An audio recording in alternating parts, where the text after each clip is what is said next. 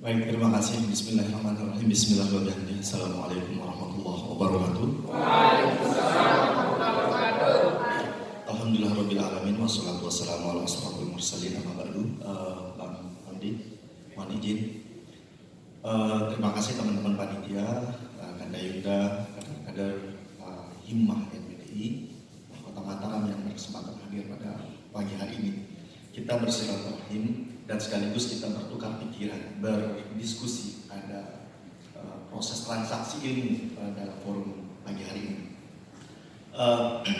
Karena topik kita pada hari ini tentang pahlawan, khususnya lebih spesifik kepada bagaimana perjuangan, merefleksi perjuangan almarhum selama beliau semasa hidup beliau hingga tersisa sampai saat ini pengaruhnya. Saya lebih tertarik untuk membahas secara praktik. Jadi mungkin tidak hanya sebatas testimoni-testimoni yang kita mengagungkan, tapi yang menjadi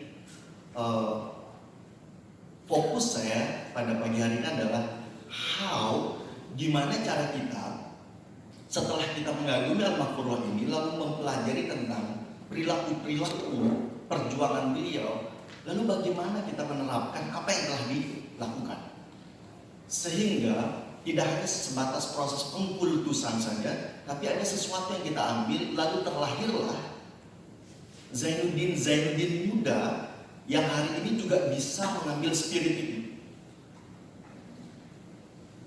Dan tadi banyak sekali yang sudah disampaikan oleh Bang Saiful Hamdi tentang bagaimana almarhum dalam perjuangan berhelat dengan berbagai macam isu, konflik, konfrontasi, tapi begitu beliau mengatur berbagai macam strategi dan beliau bisa melewati itu semua.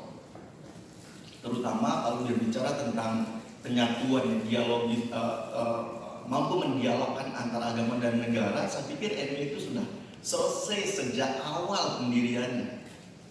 Bahkan dalam lagu yang beliau ciptakan sendiri mengatakan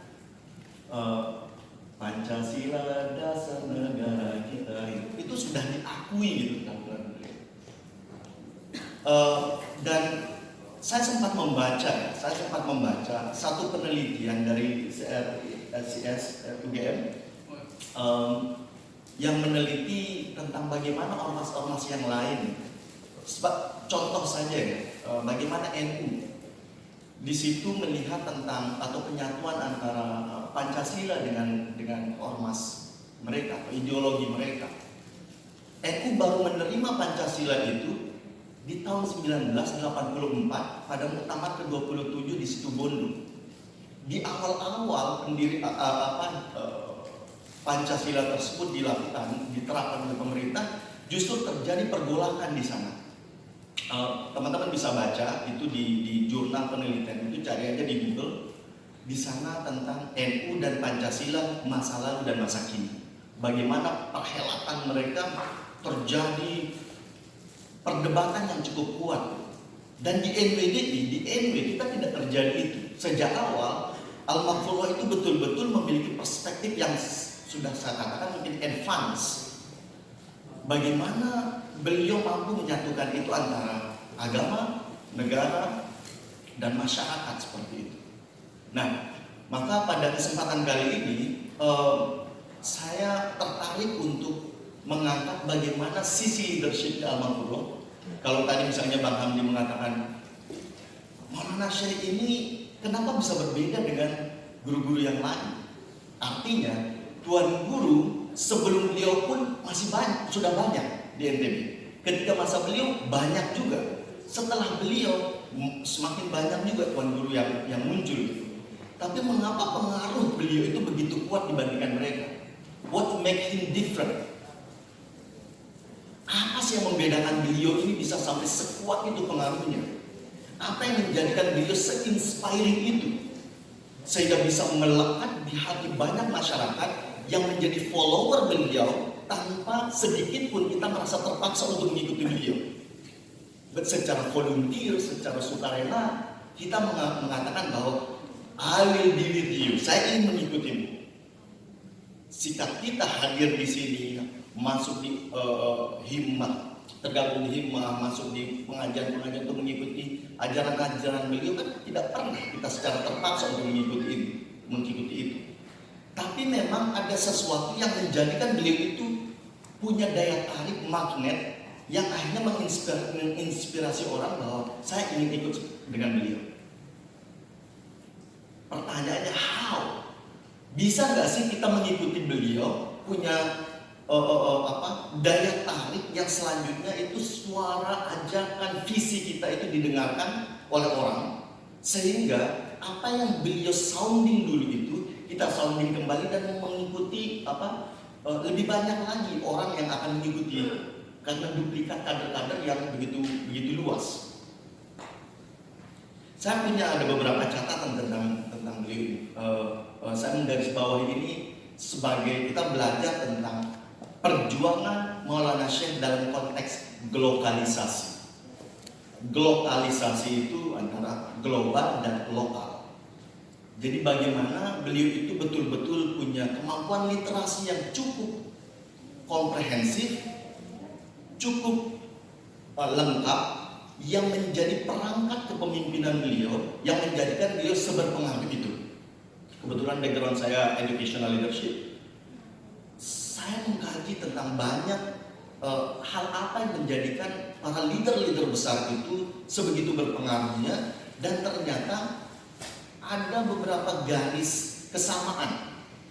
Ada beberapa garis kesamaan yang dimiliki oleh mereka, yang apabila kita ingin menjadi seorang leader yang berpengaruh di masa depan, kita mesti memiliki skill, kemampuan, kepribadian, literasi yang seperti mereka miliki. Kalau dulu tentang kepemimpinan itu orang meyakini bahwa yaitu inborn, bawaan. Jadi kalau misalnya ada kerajaan yang berhak meneruskan posisi raja itu adalah putra mahkota, karena dianggap titisannya lah yang punya titisan kepemimpinan, yang lain tidak berhak. Tapi seiring dengan perkembangan zaman, bahwa lahir pemimpin-pemimpin yang punya pengaruh luar biasa, yang diikuti oleh orang-orang banyak, yang mereka itu bukan lahir dari keturunan-keturunan. Contoh misalnya kalau di India ada Mahatma Gandhi, di Afrika Nelson Mandela, orang keturunan kulit hitam, di Amerika juga Martin Luther King Jr. Kita di sini ada banyak kiai-kiai, termasuk Zainuddin Abdul Majid,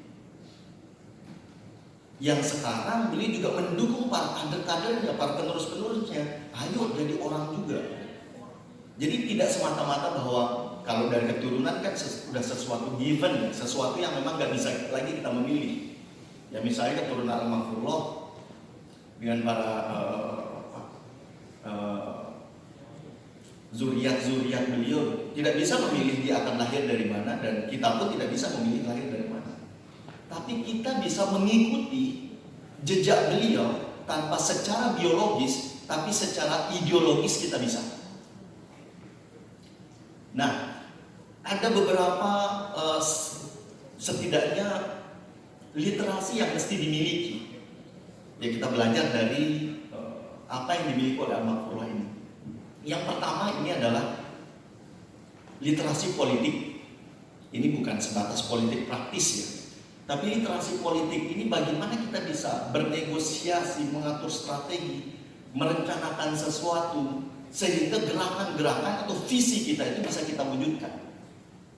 Al-Maghfurullah itu memilih untuk pulang dari Makkah, padahal di sana beliau punya pilihan bahwa nama baik, nama besar sudah terbuka lebar untuk beliau, jadi mufti, jadi pengarang, jadi ulama besar di Makkah. Tapi beliau memilih jalan terjal pulang ke Lombok, yang secara bayangan kita, Lombok pada zaman 1935, 1930-an pada saat itu sangat terbelakang dengan kondisi masyarakat, dengan segala kebodohan, ketertinggalan, kemiskinan, penjajahan, ketertindasan, lengkap itu. Tapi beliau memilih untuk itu. Dan untuk bisa membangun masyarakatnya, beliau harus punya literasi politik. Literasi politik bagaimana beliau approach mendekati orang-orang lokal, lalu orang-orang penjajah pada saat itu untuk bisa bernegosiasi, mewujudkan visi mereka. Dan juga bisa bernegosiasi dengan organ-organ eksternal, komunitas-komunitas eksternal pada saat itu. Bayangkan di tahun 1932 beliau balik, dan usia beliau pada saat itu berkisar antara, ini ada perdebatan, antara 24 sampai 26. Sekarang usia kita berapa? Sekitar ya almost ya, mendekati. Tapi kebayang gak? Sepantaran kayak kita ini, Al-Baqarah itu punya visi besar untuk menciptakan satu gerakan yang bisa mengangkat masyarakatnya dari ketertinggalan. Gimana, apa kabar dengan kita? Hari ini mungkin kita masih sibuk mikirin ide TikTok ngapain nih, bikin konten gimana nih. Come on. Dalam arti bahwa ini ada satu keresahan yang kalau beliau itu milik dan ada komitmen untuk mewujudkan itu.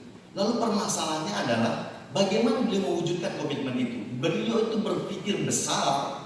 Coba dalam hizib saja kita kalau kita membaca bagaimana Nahdlatul Wathon ini diharapkan sebagai ila yaumiddin, sampai hari kiamat nanti. Kita berorganisasi bukan hanya 10 tahun, 20 tahun, 100 tahun, tapi beliau menetapkan itu bahwa kita akan berorganisasi di Nahdlatul Wathon itu di dalam visi perjuangan beliau itu sepanjang hayat. Dan beliau memulainya dari langkah kecil. Jadi kalau orang mengatakan think globally, act locally, ini beliau itu sudah menerapkan itu. Beliau bahkan dalam hizib juga menyampaikan bahwa bagaimana NWDI, NW itu bisa tersebar ke seluruh alam sebagai rahmatan lil alamin, bukan hanya konteks Lombok saja, tapi global. Beliau menetapkan visi yang begitu besar, but start small. Impian beliau besar tapi mulai dari hal kecil. Kenapa? Beliau akan mendapatkan di situ small win. Ada small winning yang beliau dapat. Oke, mulai dari hal kecil. Kalau kita dengarkan cerita-cerita guru-guru kita dulu, bagaimana beliau itu pertama kali mengumpulkan santri-santri dari kayak ibaratnya ini ada permen nih. Anak-anak ini ada permen, ngumpul yuk. Nah, ngumpul. Mulai dari cerita-cerita mereka udah senang ngumpul. Besoknya lagi mulai disisipkan lagi dengan pengajian-pengajian. Sedikit-sedikit, pelan-pelan. 2 tahun berikutnya baru beliau sambil menyusun, mempersiapkan diri untuk menyusun strategi institusionalisasi, menginstitusionalisasikan lembaga pendidikannya. Jadi mulai dari halakoh kecil itu. Dan pada akhirnya karena kemampuan literasi politik itu, beliau bisa bernegosiasi yang pada saat itu pada masyarakatnya menentangnya, karena beliau itu sebagai khotib ya pada saat itu di Masjid Pancor, yang beliau akhirnya menyampaikan idenya, menyampaikan visinya bahwa saya ingin mendirikan madrasah, dan masyarakat pada saat itu menentangnya. Lalu memberikan pilihan. Jadi penghulu di Pancor memberikan pilihan kepada Zainuddin, Anda mau tetap menjadi khotib tapi dengan catatan berhenti mendirikan madrasah, atau Anda lanjut mendirikan madrasah tapi Anda tidak akan boleh lagi menjadi khotib. Pada saat itu khotib dan posisi khotib itu sebagai posisi yang sangat prestisius. Tapi beliau merubah mindset itu, bahwa menjadi guru itu adalah posisi yang sangat luar biasa, yang dulu menjadi guru itu orang gak ada yang memandang. Dan beliau di situ itu melepas posisi khotib itu, dan beliau bernegosiasi dengan cara yang politis. Jadi khotib banyak yang bisa, tapi mendirikan madrasah secara moral dan secara kemampuan saya yang bisa. What we can learn, apa yang bisa kita pelajari dari sini? Kader-kader hari ini, kalau Anda punya visi besar dimanapun itu, ide, gagasan besar, visi besar untuk merubah masyarakat Anda, komunitas Anda, orang-orang kita, harus memiliki kemampuan literasi politis ini. Oke? Bahkan ketika Anda punya komunitas hari ini, bagaimana Anda bisa menjalankan visi-visi organisasi? Ya tentu dibutuhkan kemampuan politis. Yang kedua, yakni literasi ekonomi. Saya cukup tertegun juga, seringkali tertegun ya. Bukan tertegun, tapi lebih kepada bagaimana kita bisa keluar dari budaya yang, mohon maaf, mungkin ini agak sedikit harsh, sedikit kejam, bahwa banyak dari kita yang seringkali dalam berjuang itu justru masih minta-minta dulu. Al-Maghfurah dengan segala keterbatasannya pada saat itu sudah mampu untuk menyusun literasi ekonomi untuk bisa mendirikan madrasah. Dengan cara apa? Empowerment, pemberdayaan yang ada. Masyarakat, kalau kita lihat ada foto di wasiat itu ya, masyarakat ngeson pasir ya. Saya heran ya, bagaimana beliau itu bisa mengumpulkan orang sebanyak itu, padahal pada saat itu belum ada grup WhatsApp, ada grup Facebook untuk blast information gitu. Belum ada, ayo mari besok kita akan bawa pasir, viralkan. Gak ada dulu. Tapi bagaimana beliau itu bisa mengumpulkan sebegitu banyak orang dalam satu waktu dengan sukarela gitu. Dan itu beliau sadar bahwa kalau membangun dengan kemampuan diri sendiri tidak bisa, tapi membangun dengan memberdayakan itu insya Allah bisa. Apa yang bisa kita pelajari juga? Jadi pernah saya mendengarkan bahwa dulu Al-Maghfurah bilang, itu birrul walidain. Beliau mengatakan mampu aku membangun birrul walidain ini misalku. Artinya bahasa Indonesia, saya bisa mendirikan, membangun gedung ini sendirian saya. Logo embel dengan beramal. Paham ya? Tapi dari mana jalan kamu untuk bisa beramal, berdonasi jika semuanya saya ambil? Di sini ada semangat untuk mempower, memberdayakan masyarakat. Lalu muncullah inovasi untuk melontar ya, ide-ide melontar dari pengajian-pengajian. Yang itu sebenarnya sudah diterapkan sejak di masa-masa pengajian beliau, bahkan sebelum Birul itu sendiri. Saya mendengarkan cerita bagaimana lahirnya melontar itu adalah dari keresahan juga Al-Maghfurah untuk ia mengajak orang-orang berdonasi, tapi banyak yang malu karena sedikit uangnya. Kata beliau, sang namun bersedekah ngedu amplop, kepennya enggak 100 rupiah, mahalan aja amplopnya ketimbang kepennya. Melontar deh, gitu. Paham ya bahasa namanya? Gitu. Jadi beliau akhirnya sadar dengan literasi ekonomi itu untuk memberdayakan dan untuk bisa kalau menjalankan roda perjuangan. Kalau sekarang muncul konsep-konsep social enterprise ya, social entrepreneurship, social enterprise, di mana ada gerakan tapi tetap butuh dana, gitu. Butuh uang untuk bisa menggerakkan gerakan itu. Ya Al-Maghfurah itu sudah menerapkan itu sejak dulu, bahwa bagaimana beliau tetap memberdayakan masyarakat untuk meraup duit, tapi duit itu bukan untuk beliau, tapi dikelola untuk sustainable perjuangan. Apa yang bisa kita pelajari untuk kita hari ini? Yang kader-kader hari ini harus pandai-pandai untuk literasi ekonomi, literasi finansial, untuk menjalankan organisasi dan lebih kreatif. Dulu tidak pernah beliau mengajarkan kita bergantung pada pemerintah. Kalau mau bangun madrasah, lalu antar proposal, tidak pernah. Gak pernah. Bahkan saya dengar juga cerita bahwa ketika ada nggak kalian lihat ada foto beliau yang dapat apa namanya gelar pangkat dari kabupaten, dari bupati, terus foto dari Nini Rah sama Nini Johar yang didampingi sama beliau. Itu kan rapi ya, rapi. Itu baru beliau selesai menerima penghargaan itu. Apa kesan beliau menerima itu? Ini saya dengar dapat kisahnya dari Amit. Apa ya bahasanya itu bahasa jamaknya itu beliau sayang sekali ketimbang saat itu penghargaan bantu misalnya untuk bantuan madrasah. Artinya bukan reward yang beliau cari, bukan award, penghargaan nama baik, tapi bagaimana sustainable perjuangan gitu. sustainabilitas perjuangan yang beliau tanamkan kepada kader-kader. Come on, ayo kader-kader, mari kita berjuang. Kita tetap butuh ekonomi, tetap kita butuh duit, karena itu akan jadi mesin perjuangan kita. Tapi caranya ya harus dengan kreatif-kreatif kita. Nah, untuk bisa kreatif mendapatkan bantuan finansial ini adalah kader-kader harus memahami literasi ekonomi. Yang ketiga yakni literasi kultural. Tadi Bang Hamdi juga menyampaikan bagaimana pendekatan Al-Makfurullah pada saat itu hadir di masyarakat yang secara kultur sudah mengakar kuat. Lalu beliau hadir tidak sebagai orang yang tiba-tiba pulang, orang berilmu, kiai paling alim, terus lalu mengatakan, haram bid'ah, haram bid'ah, nggak gitu. Tapi justru melakukan pendekatan-pendekatan yang soft, yang lebih bisa diterima oleh masyarakat. Beliau keras pada dirinya dalam urusan agama, tapi pada orang lain beliau lembut.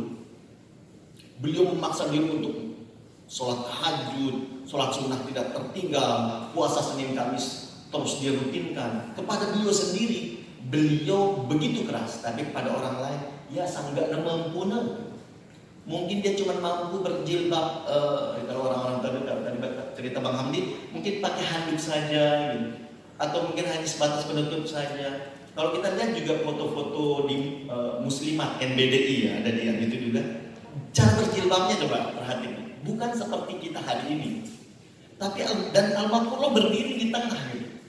Tidak tiba-tiba beliau mengatakan, kita mau selfie, kita mau foto groovy nih. Gitu. Rapiin jilbabmu, itu tuh enggak gitu juga. Gitu.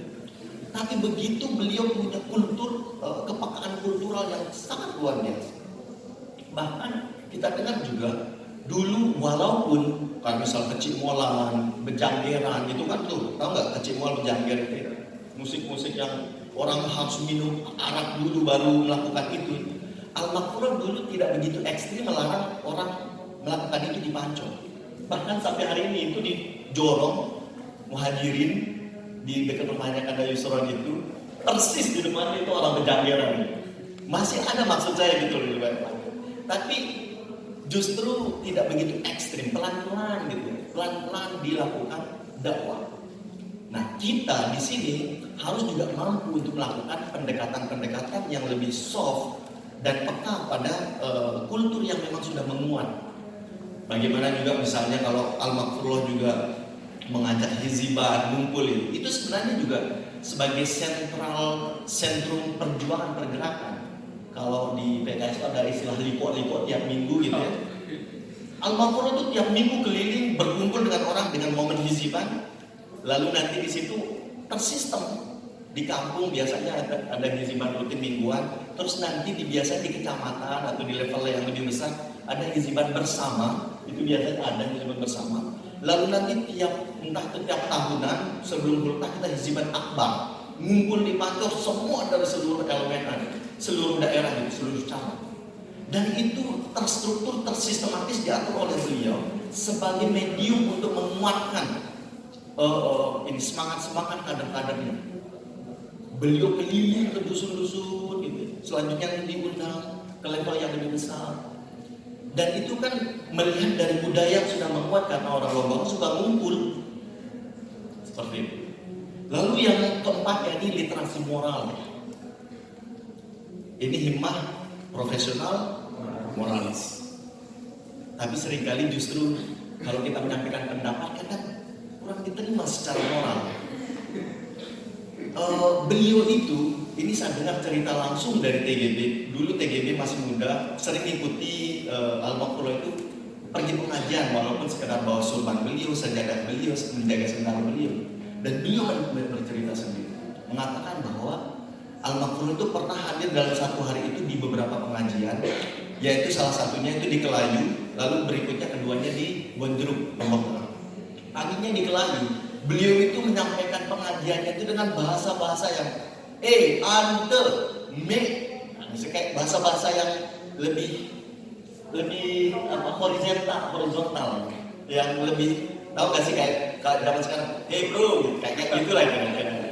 Bro, ante, kamu, dedek, bi ini, dedek, me ini, bahasa pilihan diksi beliau. Karena dengan strategi dengan seperti itu, kedekatan chemistry yang terjadi. Tapi ketika beliau pergi pengajian siang harinya ke Bonjeruk, di mana di situ dengan bahasa-bahasa yang cukup halus gitu, beliau tuh oh titian pelinggi nunasa, begitu beliau. Seakan-akan kalau bahasa TGB itu ada dua kepribadian dalam diri beliau itu. Tapi di mana Al-Makrullah ini betul-betul peka secara moral, beliau punya literasi moral itu. Bisa memilih hal apa, cara apa yang lebih bisa diterima oleh masyarakat. Jangan kita hari ini mentang-mentang misal sebagai mahasiswa lalu lantang menyampaikan itu, pesan kita nggak diterima oleh orang. Kita belajar dari bagaimana Al-Makrullah menyampaikan pesan-pesannya. Disinilah tempat menangnya beliau. Yang kelima, yakni literasi pedagogis. Literasi mengajar beliau, menyampaikan ilmu beliau. Dulu pernah gak sih kalian membayangkan ya, angkatan-angkatan pertama murid beliau itu kan dulu hanya lulusan MI saja. Tapi lulusan MI ketika beliau kembali ke desanya semua jadi tuan guru besar. Apa kabar dengan kita yang sampai S1, S2, S3 gak didengarkan sama orang? Saya heran, metode apa, cara strategi apa yang beliau terapkan dalam mengajar sehingga begitu suksesnya melahirkan para pemimpin-pemimpin besar, melahirkan kader-kader luar biasa. Walaupun hanya lulusan MI pada saat itu, beliau kembali ke desanya, mendirikan madrasah, menjadi pemimpin besar. Bahkan bukan hanya sebagai tokoh kultural, tapi juga sebagai tokoh spiritual. Yang masyarakat kalau butuh apa-apa konsultasinya ke sana, bahkan menikahkan anaknya, konsultasinya kepada tuan guru di kampung itu. Apa yang kita propose hari ini gitu. Maka di sini perlu untuk kita pelajari tentang literasi pedagogi beliau. Sayangnya kita senang sekali belajar tentang metode belajar orang barat yang secara di daerah pun sebenarnya di lokal konteks kita Al-Makrullah itu menerapkan cara yang sangat luar biasa. Sebagai salah satu contoh misalnya tentang membangun optimisme kepada santri. Ini juga saya dengar ceritanya dulu Ustaz Humaidi, ini pelakunya, Ustaz Humaidi di Banjar ya, di Mamben. Beliau itu kan orangnya cukup progresif ya, tegas juga. Pernah satu ketika di Mualimin beliau mengajar, lalu memberikan muridnya itu rapotnya nilainya merah. Al-Makrullah panggil itu Ustaz Humaidi. Al-Makrullah bilang, tentu ke ante, jadi nggak langsung menjudge ya, tapi dikonfirmasi klarifikasi. Tentu ke antenya delok sekenek ini rapot merah. Oh nggih, tentu dulu karena begini. Apa jawaban respon Al-Makrullah pada saat dia tahu masa depan kanak ini. Mungkin nengke bodoh ya, lalu sang masa depan jadi pemimpin belik. Dedek matikan harapan anak dengan memberikan dia nilai buruk. Come on. Bagaimana Al-Makrullah ini membangun optimisme kepada kader-kadernya. Hatta nih kadernya mungkin ini buruk nih, betul bodoh. Tapi masa depan siapa yang tahu? Artinya bahwa kita hari ini juga harus menumbuhkan optimisme. Ini kader-kader kita pada saat ini mungkin nanti saat ada bongo rumahnya kurang, mungkin dia bisa lebih dari yang lain. Dan makanya Al-Makrullah itu dulu seringkali melempar ide, melempar peluang. Saya tetene meleng hafal, Ustaz Mahfuz angkat tangan. Oke, Anda jadi penghafal pun. Saya tadi jadi pengasar tilawah maksudnya. Murotal ataupun apa itu? Iya. Kori. Oh, Ustaz Mas Judin dia angkat tangan. Oh, Anda tuh udah belajar ngasih. Jadi kayak begitu gitu. Memahami konteks potensi kader-kadernya, santri-santrinya, lalu diarahkan, lalu difasilitasi. Saya bagus dalam hal politik, Anda tolong maju di politik. Saya bagus dalam hal potensi ekonomi. Dulu Ustaz Tahir ini, halo, buka toko. Itu kayak mana tokoh hikmah, Grand Hero kan beliau. Jadi kader-kader beliau itu sukses gitu. Karena beliau membangun optimisme. Gak bisa dalam satu hal, mungkin dia hebatnya di mana, dorong itu. Nah kita di Hima ini wadah pengkaderan. Come on, ini menjadi wadah persemaian para kader. Jangan pernah tanyakan kemampuan kader-kader ini. Harus bangun optimisme itu. Kita belajar dari beliau, bagaimana beliau membangun optimisme dan melahirkan kader-kader luar biasa. Saya bisa mengatakan bahwa NWDI masa depan, NW masa depan, itu berada dalam tangan Hima, kader-kader Hima atau kader-kader IPNW hari ini. Karena akan ada masanya bahwa kita-kita yang akan mengisi perjuangan itu nantinya. Maka seperti apa Anda hari ini, seperti apa kita hari ini, ya kira-kira seperti itulah organisasi kita di masa depan. Kalau kita hari ini suka mengeluh, suka mengumpat, kita cepat terlalu bergantung kepada sesuatu yang lain tanpa bergantung pada diri kita sendiri, ya kira-kira begitulah gambaran organisasi kita di masa depan. So mulai sekarang persiapkan diri. Yang keenam ya, ini adalah literasi informasi. Beliau itu cukup update ya, bagaimana literasi beliau itu betul-betul update terhadap informasi-informasi. Contoh saja dalam konteks suntik KB di tahun 1972. Saya dengar juga ini dari Amit Mahat. Beliau mengatakan di saat orang-orang menentang tentang kampanye imunisasi dan KB, beliau sendiri yang mendorong untuk melakukan itu.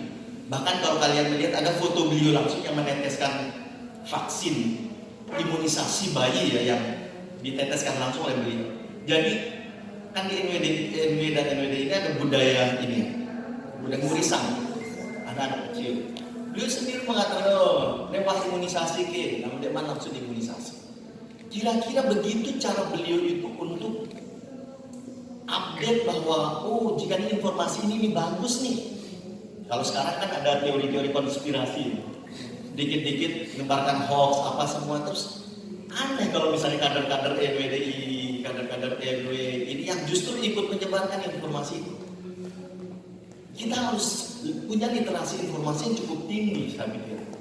Dan ini juga yang dilakukan oleh TGB hari ini, di saat para ulama-ulama, kiai-kiai yang lain banyak yang menentang tentang vaksinasi misalnya, beliau sendiri yang terus getol untuk menyarankan, ayo kita vaksin. Ini adalah jalan ikhtiar kita. Dan beliau sendiri yang pertama kali divaksin di sini. Oke, ini persis seperti apa yang dilakukan oleh Al-Maghfurullah juga pada saat ini. Nah, lalu yang ketujuh ini adalah literasi organisasi. Literasi organisasi ini bisa kita lihat bagaimana dulu Al-Maghfurullah pertama mendirikan madrasah. Belum beliau itu mendirikan organisasi, tapi pada madrasah-madrasah madrasah NWDI lalu NBDI, terus itu menyebar murid-muridnya. Yang dulu sentrum perjuangan itu hanya di sekitaran Pancor, menyebar ke spektrum di Kelayu, lalu ke Sukamulya, lalu di Kalijaga atau di Suralaga, lalu ke timur lagi itu ada di Wanasaba di Tuan Guru yang di Wanasaba, yang madrasahnya Tarbiyatul Islamiyah misalnya di Wanasaba di masjid. Terus di wilayah tengah ada di Peraya sana, begitupun di sini di Ampunan. Lalu beliau mulai berpikir, ya ini udah banyak nih, madrasah kita udah banyak, ini perlu dirangkul, perlu di-manage, perlu dirapikan. Maka oleh sebab itu akhirnya beliau mendirikan organisasi NW yang pada saat itu di tahun 1953 itu tahun 1950-an itu masa-masa negara kita juga sedang merapikan administrasi. Itu kan baru selesai konflik lah kita itu, masa-masa transisi 1945 sampai 1950. Lalu setelah sedikit stabil pemerintah kita mulai merapikan administrasi. Lalu mulailah semua ormas untuk mendaftarkan. Lalu juga di situ beliau berpikir untuk mendirikan satu organisasi untuk merangkul semua madrasah-madrasah dan kader-kader yang ada. Lalu yang kedelapan yakni literasi spiritual dan religius atau keagamaan. Ini terpisah ya, spiritual dan religius. Pernah gak sih mendengar kayak gini? Saya itu orangnya spiritual tapi gak religius, ngerti gak? Jadi dia itu banyak yang mereka misalnya Karena kebetulan saya itu sekolah di luar negeri, dan banyak teman-teman saya itu yang mereka mengatakan dirinya, I'm kind of person that is spiritual but not religious. Jadi dia itu agnostik atau mereka itu ateis. Dan arti bahwa dia mencintai tentang ya kebersamaan, respect, saling menghormati, saling menghargai, kedamaian, kasih sayang, cinta, perdamaian, tapi tidak religius, karena religius itu ada kaitannya dengan ritual keagamaan. Contoh, Anda nggak akan bisa disebut sebagai religius kalau Anda nggak rajin sholat, nggak rajin sedekah, rajin puasa, kira-kira begitu. Nah, Al-Maghfurullah ini dari segi spiritual beliau bagus, dari segi religius beliau hebat. Kalau hitung-hitungan masalah ibadah mungkin beliau itu paling rajin. Sholat berjamaahnya, bangun malamnya, bahkan mengajinya, sholat sunnah dan juga puasanya, sedekahnya. Dari segi spiritual juga beliau cukup kuat gitu. Bagaimana beliau membawa isu-isu peace, perdamaian, kesejahteraan, common good gitu ya, kesejahteraan mayoritas. Nah, kader-kader hari ini juga harusnya begitu, harus mencontoh bagaimana beliau itu. Lalu yang kesembilan yakni literasi temporal. Temporal ini bukan semasa-masa, tapi lebih luas kepada bagaimana beliau itu bisa menguasai masa lalu, hari ini, dan masa depan. Al-Maghfurullah itu begitu menguasai kesejarahan orang Lombok yang sepanjang sejarah dia tertindas, hanya punya sejarah terjajah oleh kerajaan Bali, selain itu juga terjajah oleh Belanda. Nggak ada sesuatu yang ini yang dibanggakan di masyarakat Lombok. Lalu beliau hadir untuk membawa kepercayaan diri bahwa kaumku sasak bejulu, gitu ya. Seakan-akan di situ beliau menunjukkan, ayo come on, kita bangkit, bangun. Kita harus jadi yang terdepan, tidak lagi tertinggal, tertindas, terbelakang. Ya. Lalu di masa kini, ya pada saat itu maksudnya, beliau itu paham bahwa untuk keluar dari itu adalah satu-satunya lewat pendidikan. Jauh sebelum Nelson Mandela mengatakan pendidikan adalah the best way of point untuk eskalasi kesejahteraan masyarakat, bahwa Maulana Syekh sudah lebih dulu menerapkan bahwa pendidikan itu adalah senjata paling efektif untuk mensejahterakan masyarakat, mengeluarkannya dari ketertinggalan. Lalu di masa depan, beliau cukup visioner gitu, melihat bahwa kita berorganisasi sampai seterusnya. Makanya beliau melihat, oke, setelah selesai ini setelah selesai madrasah-madrasah, lalu beliau mendirikan badan otonom. Oh, ini ada himpunan mahasiswa Nahdlatul Ulama, supaya Anda nggak perlu cari lagi organisasi kemahasiswaan yang lain, lakukan berkaderan di sini. Oh, ini ada IPNW, Anda nggak perlu lagi ikatan pelajar, nggak perlu lagi untuk mencari organisasi lain. Selain itu, disinilah Anda mengkader diri. Selesai dari situ, Anda mahasiswa masuk ke himah. Selesai jadi mahasiswa, Anda jadi sarjana, ada ISNWDI, ikatan sarjana di situ. Masuk ke sana, kader diri Anda, berkontribusi di situ, berjuang, ekspresikan potensimu.